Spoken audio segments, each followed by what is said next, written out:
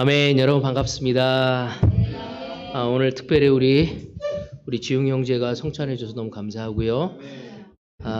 지용이를 제가 처음 본 거는 2009년도였던 것 같아요. 그죠? 2009년도 우리 그 LG 그 트윈 빌딩에서 신우회에서 처음 만났었거든요. 벌써 그게 14년 지난 건가요? 그럼 14년? 가정을 이루어서 진주까지 와서 두 아이를 키우며 믿음을 지켜가는 모습이 너무 자랑스럽고 놀랍다고 이야기를 나누고 싶습니다. 오늘 특별히 솔직하게 자신의 삶에 대해서 나누면서 예수님의 십자가에 대해서 전해줘서 너무나 감사합니다. 오늘 저는 여러분과 함께 요즘에 제가 고민하고 있고 또 생각하고 있는 부분을 좀 나누고 싶습니다. 목이 안 좋았다가 목이 좋아지니까 너무 감사하네요. 목이 안 나와가지고 목소리가 안 나와가지고 되게 힘들었었거든요. 근데 이제 내 목소리를 내가 들을 수 있었는데 처음에는 이렇게만 나왔다가 지금 이 목소리가 나오니까 얼마나 감사한지. 또 찬양을 막 하니까 아내가 목소리 아껴 소리를 내어 주님을 찬양하는 것도 너무 큰 기쁨인 것 같습니다. 같이 함께 고린도 후서 같이 보도록 하겠습니다. 고린도 후서 5장 14절입니다. 그리스도의 사랑이 우리를 휘어잡습니다.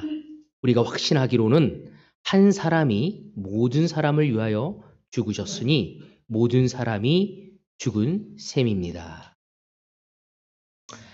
저는 바울의 이 말이 제 마음을 굉장히 울렸습니다. 그리스도의 사랑이 우리를 휘어잡습니다. 오늘 여러분을 휘어잡고 있는 것은 무엇입니까? 요즘에 이상하게 제가 눈물이 좀 많이 나갖고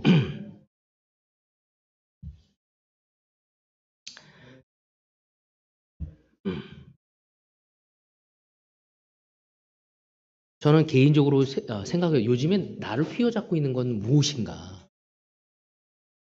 근데 제 마음에는 너무나 많은 문제들을 해결하고 싶은 것에 대해 골몰에 빠져 있는 저의 모습을 보게 됩니다. 그래서 그리스도의 사랑이 아니라 바로 다른 것에 휘어잡혀 있음을 보게 됩니다. 근데 참 재밌는 것은 우리가 문제에 사로잡혔었을 때 그 공통점이 있어요. 그게 뭔지 아세요, 여러분? 문제에 휘어잡혀 본 적이 있잖아요. 문제에 막 이렇게 골몰에 빠져버리면 여러분 어떻게 되십니까? 막 머리가 아파요. 까칠해져요. 맞아요. 까칠해져요. 뭐 이렇게 잘 마음을 다스리려고 하다가도 쉽게 까칠해집니다.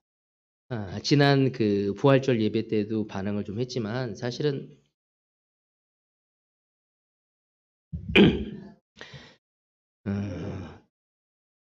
너무 쉽게 다른 사람에 대해서 미움이 제 마음속에 생기는 모습을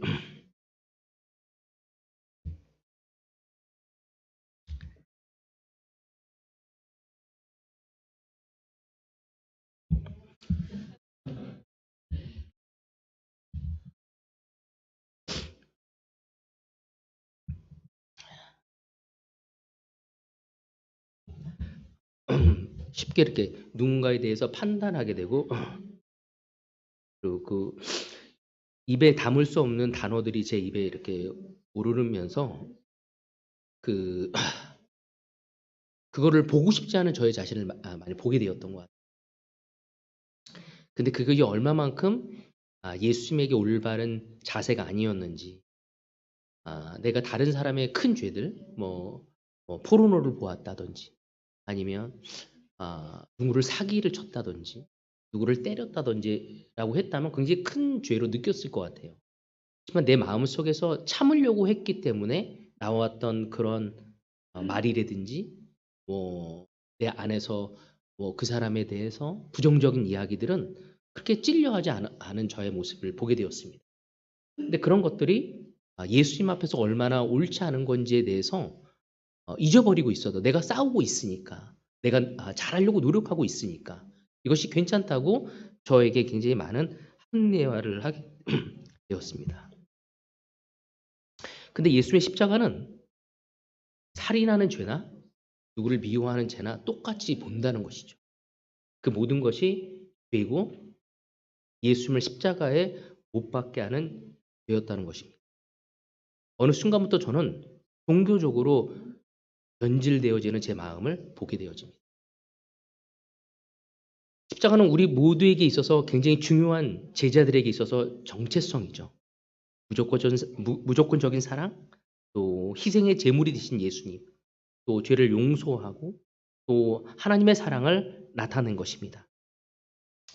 아무리 시간이 지나도 예수의 십자가를 완전히 이해하기는 어렵습니다. 그 깊이와 넓이를 측정하기가 도저히 불가능한 거죠. 왜? 그 삶을 살아가기가 너무 어렵기 때문에 그것을 받아들이기가 너무 어려웠습니다. 내가 제 아이들을 너무 사랑하지만 그 아이들에 대한 그 마음까지도 예수님처럼 사랑하기가 너무 어려움을 보게 되기 때문에 그 깊이와 넓이는 도저히 헤아릴 수가 없는 것이죠. 이 십자가는 구약과 신약과 연결을 또한 시켜주는 것입니다. 구약의 예언을 이 신약에 와서 예수의 십자가를 통해서 연결되어지고 바라볼 수 있게 하는 거죠. 그래서 우리는 구약을 통해서 신약을 보려고 하지 않고 신약을 통해서 구약을 보려고 하고 있습니다. 이 십자가는 성경과 기독교의 가장 중요한 핵심입니다. 날마다 제자들이 짊어져야 할 일이고 또 기억해야 할 것이 바로 예수님의 십자가입니다. 바로 예수의 십자가는 하나님의 사랑이고 그 사랑을 우리에게 전달하는 방법이었고 우리를 사랑하신다는 증거였고 바로 십자가는 우리를 사랑하는 그 예언의 성취라고 이야기할 수 있습니다. 어느 순간부터 예수님의 십자가를 성찬 시간 이후에는 생각하지 않는 저를 보게 되어진 거죠. 그러면서 하나님의 일을 하고 있기 때문에 예수님의 십자가가 잃어버려지고 있었던 것입니다. 하지만 다시 한번 우리가 전해야 하고 기억해야 할 것이 무엇인지 바로 그것은 바로 예수님의 십자가라는 것입니다. 오늘 저의 제목이면서 첫 번째 포인트가 뭐냐면 십자가를 전합시다입니다. 이 십자가는 한 인간으로서 가장 심한 고통을 의미하는 것입니다. 정신적인, 육체적으로, 감정적으로, 영적으로의 고통, 모욕감과 창피함과 불공평을 상징하는 것이 바로 십자가였습니다. 하지만 예수님은 그 십자가를 통해 우리에 대한 사랑을 나타나셨고 우리는 그 십자가로 인해서 새 희망을 얻게 된 것이고 또 새 삶을 얻게 된 것이고 지금도 우리는 영원한 소망을 갖게 된 것입니다. 그냥 이루어진 것이 아니라 그 예수님이 기꺼이 그 낮아지시고 모욕적이고 창피함을 당하고 불공평한 그 십자가를 지셨기 때문에 우리는 지금 이 삶을 살아갈 수 있게 된 것이죠. 바로 그렇게 예수님은 우리에게 너희가 나를 따라오려거든 날마다 내 십자가를 지고 나를 따라오라는 것이었습니다. 고린도전서 1장 18절에서 24절까지 같이 보도록 하겠습니다. 십자가의 말씀이 멸망할 자들에게는 어리석은 것이지만 구원을 받은 사람인 우리에게는 하나님의 능력입니다. 성경에 기록하기를 내가 지혜로운 자들의 지혜를 멸하고 총명한 자들의 총명을 폐할 것이다 하였습니다. 현자가 어디에 있습니까? 학자가 어디에 있습니까? 이 세상에 변론가가 어디에 있습니까? 하나님께서는 이 세상의 지혜를 어리석게 하신 것이 아닙니까? 이 세상은 그 지혜로 하나님을 알지 못하였습니다. 하나님의 지혜가 그렇게 되도록 한 것입니다. 하나님께서는 어리석게 들리는 설교를 통하여 믿는 사람들을 구원하시기를 기뻐하신 것입니다. 유대 사람은 기적을 요구하고 그리스 사람은 지혜를 찾으나 우리는 십자가에 달리신 그리스도를 전합니다. 그리스도가 십자가에 달리셨다는 것은 유대 사람에게는 꺼리낌이고 이방 사람에게는 어리석은 일입니다. 그러나 부르심을 받은 사람에게는 유대 사람에게나 그리스 사람에게나 이 그리스도는 하나님의 능력이요 하나님의 지혜입니다. 성경은 십자가의 말씀이 멸망한 자들에게는 어리석은 것이지만 구원받는 우리에게는 하나님의 능력이라고 이야기했습니다. 저는 이 이야기를 좀 이해를 잘 못했어요. 아, 맞아. 그런 거지. 그러고 그냥 그 자체를 받아들였지 그것이 무엇을 의미하는지를 잘 몰랐던 거였죠. 근데 우리는 능력을 갖길 원하잖아요. 근데 여러분은 능력을 갖기 위해서 무엇을 하십니까? 능력을 갖기 위해서 뭘 하시죠? 맞아. 돈을 벌려고 하고, 더 많이 배우려고 하고, 더 많은 지혜를 가지려고 하고, 더 많은 권력을 가져가고자 하고 있습니다. 힘을 키우려고 하죠. 하지만 성경은 구원받는 사람인 우리에게는 하나님의 능력이라고, 바로 십자가야말로 우리의 능력이라고 이야기를 하고 있습니다. 근데 이것은 어떤 학자나 현자가 받아들이고 이해할 수 있는 것이 아니라 오직 어리석게 들리는 주님의 말씀을 통해서만 우리에게 전해줄 수 있다고 이야기를 하고 있습니다. 우리는 십자가에 대해서 완전히 이해하기 힘들고 또한 오늘 이 시간을 통해서 완전히 그것을 이해할 수 있도록 설명하기도 어려울 것입니다. 분명히 한 가지 아는 것은 오늘 이 시간 하나님께서는 이 대구 그리스도의 교회에게 이 십자가의 의미가 얼마나 위대하고 얼마나 파워풀하고 우리의 삶을 바꿀 수 있고 새 희망을 줄 수 있고 새 변화를 줄 수 있는 것인지 너희들의 참 소망이 바로 거기서부터 시작되었음을 이해하기를 원하실 것입니다. 저는 하나님의 것을 이루기 위해서 첫 번째 하나님이 저에게 주신 제 가정, 제 아들과 딸, 제 아내를 잘 관계를 맺고 싶고 잘 키우고 싶고 좋은 관계를 가져가고 싶었습니다. 그리고 저에게 허락하신 이 교회 역시도 주님 안에서 너무 놀랍게 성장시키고 싶고 하나님께 영광을 돌리고 싶었습니다. 특별히 저와 가까이 있는 형제들, 이 대구 교회에 있는 형제 자매들, 우리 세희를 생각할 때, 영진이를 생각할 때 그들과 너무 좋은 관계를 맺고 또 주님께 영광을 돌릴 수 있는 관계를 하나님께 드리고 싶었습니다. 그러기 위해서 제가 추구한 것이 무엇인지, 더 많은 사람을 구원하기 위해 제가 더 노력한 것이 무엇인지 성경은 우리에게 십자가가 되어야 함을 이야기를 하고 있습니다. 하지만 저는 바울이 이야기했던 것처럼 22절에 보면 유대 사람은 기적을 요구하고 그리스 사람은 지혜를 찾았다고 얘기하고 있죠. 저는 유대 사람처럼 십자가보다는 기적을 더 요구하는 제 자신을 보게 되었습니다. 올해 제 기도 리스트를 보더라도 다 기적이 이루어져야 하는 거야. 내 가정 안에서, 교회 안에서. 그리고 정말 이 교회가 더 대구 땅에서 영향을 주기 위해서 그 모든 것은 기적이 필요했습니다. 근데 기적을 요구하지 않는 것이 믿음이라고 저는 받아들일 수가 없었거든요. 그래서 기적을 이루기 위해 믿음을 키워야 한다고 저는 생각하고 있었어요. 근데 어느 순간 유대 사람처럼 기적은 요구하지만 그 기적이 하나님의 영광이 아닌 나의 영광, 또 내 뜻을 관철시키고자 하는 상황으로 바뀌어가고 있었습니다. 어느 순간부터 십자가는 나에게 꺼리낌이 되었어요. 그리고 기적만을 요구하는 내 자신이 되었습니다. 이 말은 무슨 말이었냐면 결과를 추구하는 삶이 되어버린 거죠. 내 삶에 있는 과정, 내가 갖고 있는 고통, 내가 가지고 있는 어려움, 내가 가지고 있는 갈등, 이 모든 것을 십자가로 이겨나가고 바라보고 해석하고 성장하고 주님의 뜻이 무엇인지를 알아가기보다는 결과만을 얻고 싶어하는 마음으로 변질되어 있는 저의 자신을 보게 되었습니다. 어느 순간부터는 예수님의 십자가가 아닌 기적만을 이것을 이루어야지만이 믿음의 성장이고 하나님의 뜻이라고 생각하게 되어진 거죠. 그래서 더 하나님의 기적을 꿈을 꿀수록 더 그것을 요구하면 요구할수록 예수님과 멀어지고 종교적으로 되어지는 저의 자신을 보게 되었습니다. 또 시간이 가면서 저는 그리스 사람을 또 닮아가기도 했습니다. 그리스 사람들은 십자가보다는 지혜를 더 찾았다고. 요즘처럼 지혜가 너무나 필요하다고 생각할 때가 없는 것 같아요. 정말 제 아들에게 어떻게 정말 예수님을 알게 할 수 있는 지혜를 전해줄 건가? 내가 어떻게 그에게 다가갈 건가? 내가 더 많이 뭔가 바뀌어주고 내가 어떤 정말 좋은 이야기를 통해 내 아들의 마음을 바꿀 수 있을 것인가? 내가 어떻게 정말 나와 다르게 생각하고 있는 형제 자매들의 마음을 바꿀 수 있을 것인가? 더 많은 지혜가 필요하다. 수많은 사람의 갈등들을 해결하기 위해 더 많은 지혜가 필요하다.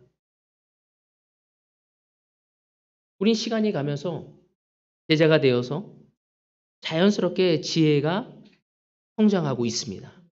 그렇지만 한 가지 우리가 이해할 것은 그 지혜가 예수님의 십자가를 대신할 수 없다는 것입니다.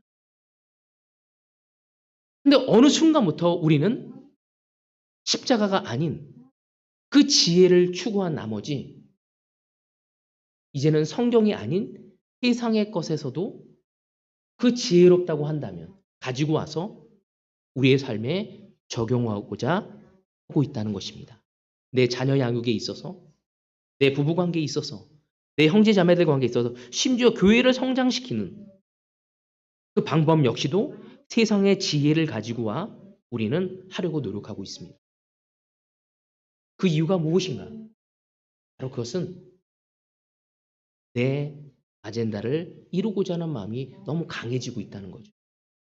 내가 내 거를 성취하고자 하는 마음이 너무 강해졌다는 것입니다. 성경에 나온 것처럼 바로 유대 사람에게는 십자가는 꺼리낌이고 이방 사람에게는 어리석은 것이었죠. 왜냐하면 십자가는 우리에게 전혀 지혜롭게 보여지지 않습니다. 미련스럽게 보여지고 때로는 수치스럽게 보여지고 앞뒤가 잘 맞지 않는 모습으로 보여지기 때문이죠. 근데 24절에는 부르심을 받은 사람에게는 그리스도의 십자가는 하나님의 능력과 지혜라고 아이러니한 이야기를 저에게 던지고 있는 것이었어요. 주님은 대국교회가, 지금 대한민국 교회가 마음을 지키고 마음이 하나님께 올바로 가기를 원하는 것입니다.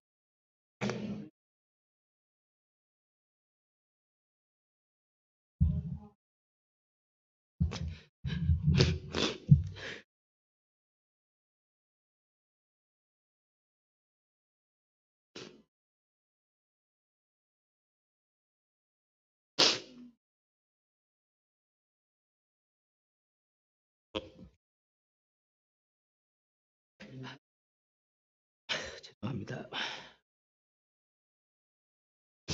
근데 어느 순간부터 저는 예수님의 십자가를 바라보기보다는 내가 눈에 보이는 것들에 어떤 것을 더 이루고자 하는 마음이 더 많이 가 있고, 심지어 내가 부정적이기에 내 주변에 있는 형제자매들이 그거에 대해서 부정적인 모습을 볼 때 너무 하나님께 죄송했었습니다. 내 아이들까지도. 제가 요즘에 대학교에 들어가서 시간을 보내는데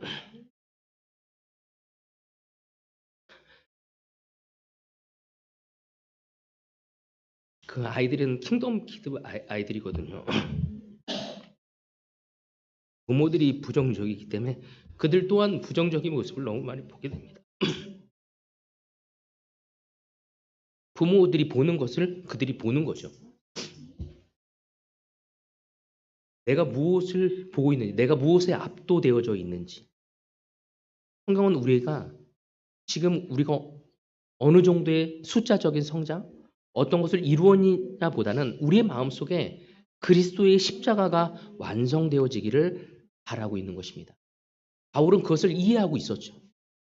바로 그렇기 때문에 시간이 가건 상황이 어려우건 내가 전도했었을 때 상황이 좋았건 좋지 않았건 그는 그걸로 낙담되어지지 않았습니다. 왜? 전적으로 그리스도를 세우는 것이 목적이었기 때문이었죠.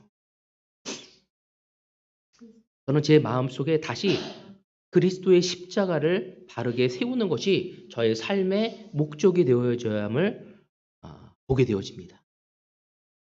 더 이상 유대 사람처럼 그리스 사람처럼 기적과 그리고 지혜만을 추구한다. 그렇다고 기적과 지혜가 나쁘다는 것이 아닙니다. 하지만 십자가를 잃어버린 기적과 십자가를 잃어버린 지혜는 의미가 없다는 것이죠. 오히려 더 그리스도와 멀어지게 하고 종교적인 삶에 지나게 하고 오히려 하나님과 더 떨어지는 관계를 만들 수밖에 없다는 것입니다. 저는 지금 우리가 겪고 있는 고난, 지금 우리가 겪고 있는 그 시련이 더 십자가를 닮아가고 더 예수님과 가까워질 수 있는 시간이 되어지길 원합니다. 여러분의 직장 관계 속에서, 여러분의 부부관계 속에서, 여러분의 자녀관계 속에서, 형제 자매들 속에서 우리는 지혜를 찾고 기적을 요구해야 하지만 그 시작이 그리스도의 십자가에서 비롯되어야 함을 우리는 봐야 합니다. 바로 예수의 십자가가 없었다면 우리는 지금의 삶을 이룰 수가 없었던 거였죠. 예수님이 십자가 위에서 하신 말씀이 있습니다. 여러분이 사복음서를 읽다 보면은 그 십자가 위에서 하신 말씀이 한 7개 정도가 되어집니다. 저는 오늘 그 한 부분을 또한 여러분과 잠시 나누고 싶은데 요한복음 19장 25절에서 27절입니다.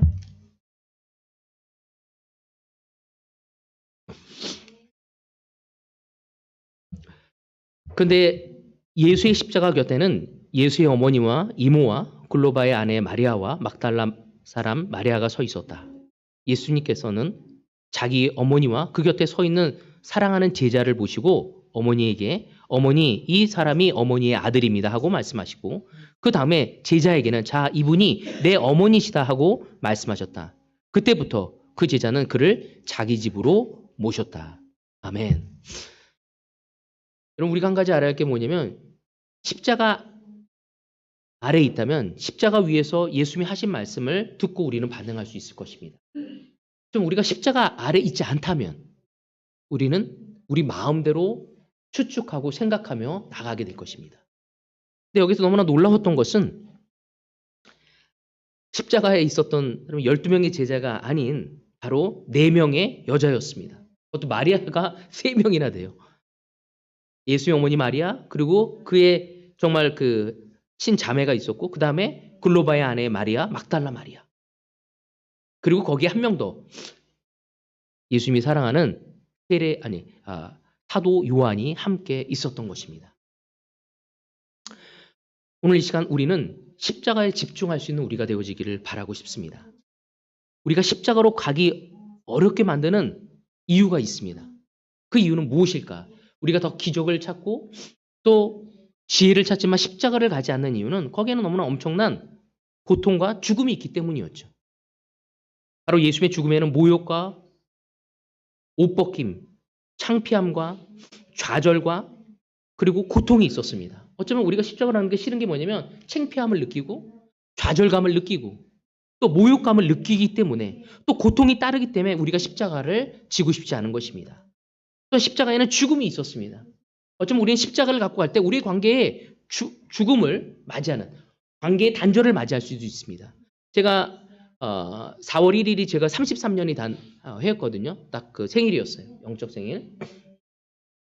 33년 동안 뒤를 바라보았을 때 너무 재밌던 건 교회 내에서 인간적인 관계를 가진 관계는 시간이 가면서 그 안에서 미움과 시기와 그리고 갈등이 생겨지는 것을 너무 쉽게 봅니다. 근데 그것이 언제 오냐면 어려움이 왔었을 때 와요.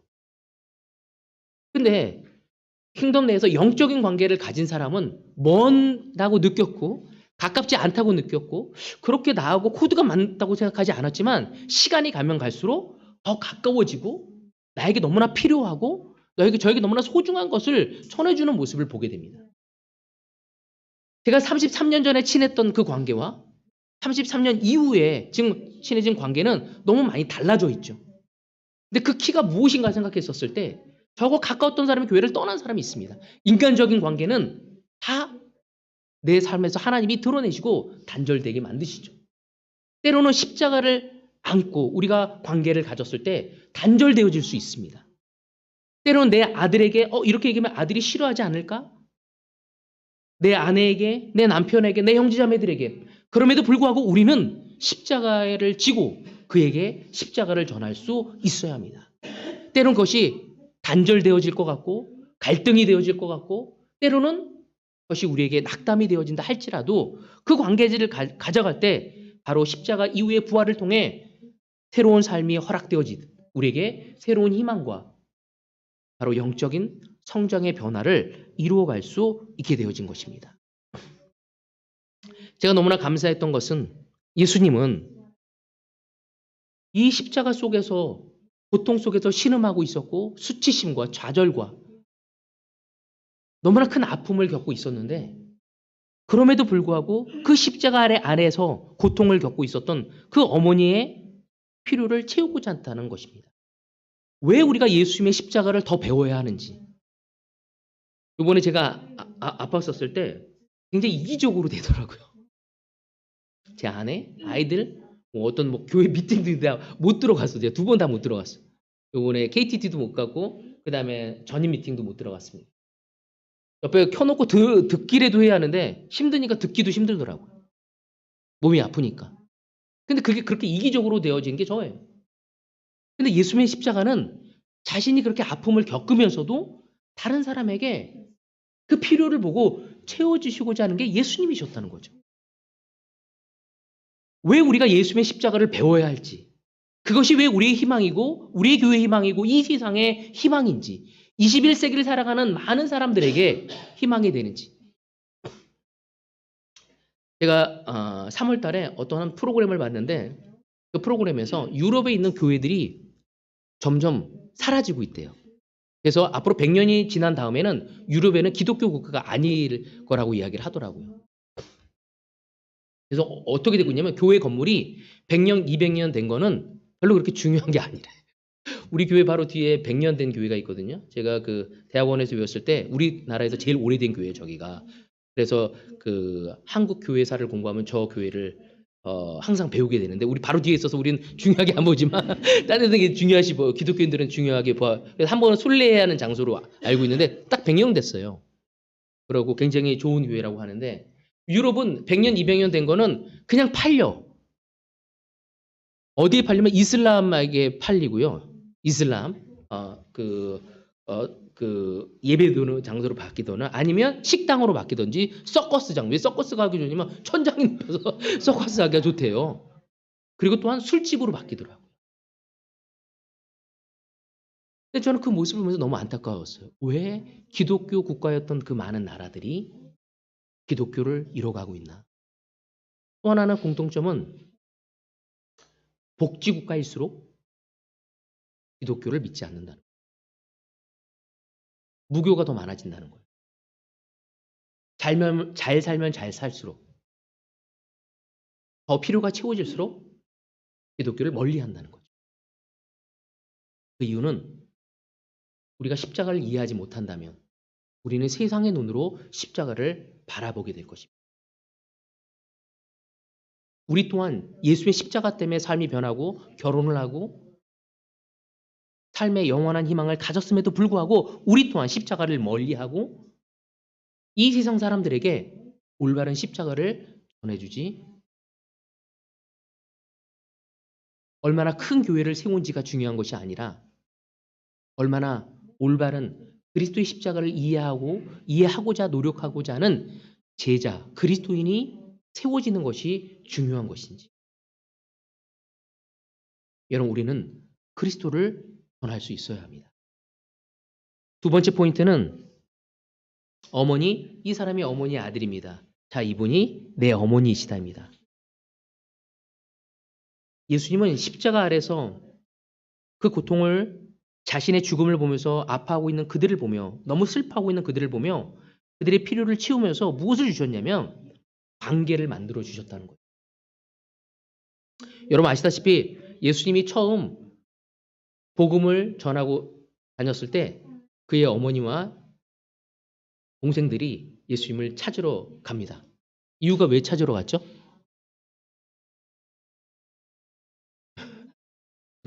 예수가 장남이었기 때문에 아버지가 돌아가시고 가정을 책임져야 할 그 친구가 딴 데 가서 사람들 모으고 말씀 전하고 있다는 걸 들었었을 때 빨리 데리고 오라는 것이었거든요.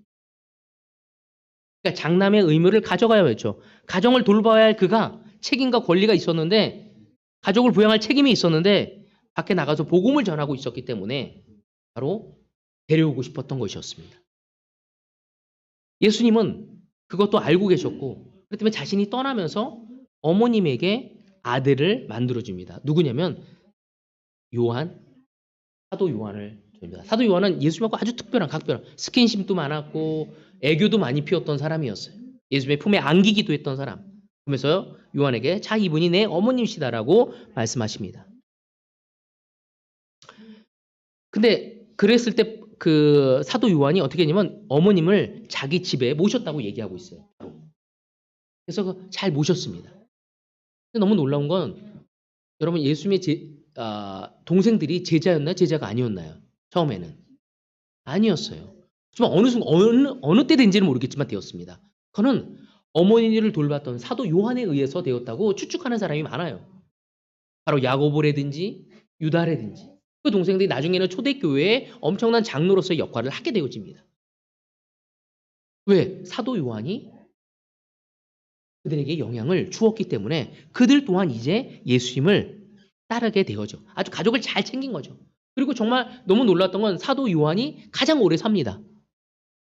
그렇잖아요. 모든 사도들은 일찍 죽는데 사도 요한만이 유배지에서 끝까지 오래 가장 살거든요. 그래서 에베소에서 나중에는 마리아와 그리고 사도 요한이 함께 있으면서 함께 봉양하면서 너무나 많은 사람을 세례도 주고 정말 많은 것들을 관여하며 도와줘야 하는 바쁜 스케줄임에도 불구하고 사도 요한은 마리아를 잘 섬기게 되어집니다.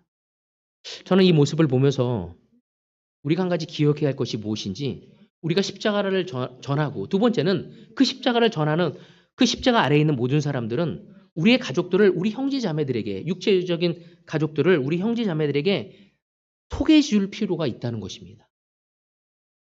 저희 어머니 아버지가 세례를 받을 수 있었던 것은 제가 서울에 있었을 때 장년부들이 어머니 아버지였을 때 적극적으로 와서 서로 인사하고 도와줬기 때문에 제자가 될 수 있었죠. 제 여동생이 세례를 받을 수 있었던 것은 제 여동생을 교회 데리고 왔을 때 다른 대학부와 정말 그 싱글들이 팔로우해서 제 여동생이 세례를 받을 수 있었던 것입니다. 제 남동생은 33년 동안 아직까지 세례를 안 받았어요. 지금까지 팔로우를 당하고 있어. 하지만 서울에 있는 형제들이 아직도 제 남동생에게 연락을 하고 있습니다. 큐티도 보내주고요. 그리고 행사 있을 때마다 오라고 하고요. 언젠간 세례를 받을 거라고 좀 믿습니다. 그럼 우리 대구교회 형제자매 여러분, 여러분의 가족들을 이 교회 형제자매들에게 소개시켜 줄 수 있습니다. 바로 사도 요한처럼 마리아를 챙기듯 또 야고보와 유다를 예수님의 동생을 챙겼듯이 우리 또한 우리의 가족들을 우리의 영적 형제 자매들이 그들을 돌보고 갈 수 있도록 소개시켜 줘야 합니다. 우리 여기 세미가 있잖아요. 세미가 누구의 초대받은 거죠? 그냥 왔나? 세연이야. 도마 씨를 초대받았네. 명화 자매가 초대해서 오게 된 거죠. 여러분 이렇듯 우리는 우리 주변에 있는 가족들이 육체적인 가족들이 우리의 영적인 가족을 소개받고 영향받을 수 있도록 할 수 있어야 합니다. 승혜의 아버님이 세례를 받을 수 있었던 것은 승혜가 저를 소개해 줬기 때문에 제가 상황이와 함께 가서 서역 공부를 하자고. 왜냐하면 아버님이 몸이 너무너무 안 좋아져서 어쩌면 돌아가실 줄도 모르기 때문에 빨리 하자는데 다행히도 완쾌되셔서 지금 건강하게 잘 살고 계시는데 그때 제가 그 아버님한테 말씀드렸어요. 아버님 이제는 하나님께 갈 준비를 해야 합니다. 그때 아버님이 화를 내시지 않고 심각하게 생각하시더니 맞다고 생각하더니 같이 성경 공부했거든요. 그리고 여기 있었지만 저와 일주일에 한 번씩 올라가서 공부하고 또 우리 박광식 목사로 소개해가지고 같이 그쪽에서 팔로우를 해가지고 세례를 받게 되었습니다. 여러분 이렇듯 우리의 가족들을 우리 영적 가족들에게 알려줘서 우리의 십자가를 전하고 그들이 십자가 은혜 안에 십자가의 희망 안에 함께 동참할 수 있는 기회를 전해줄 수 있는 우리 모두가 되어지길 원합니다. 저는 이 봄 우리가 무엇을 해야 할까? 꽃구경도 해야 하고 많은 것들을 해야겠지만 우리 십자가를 기억합시다.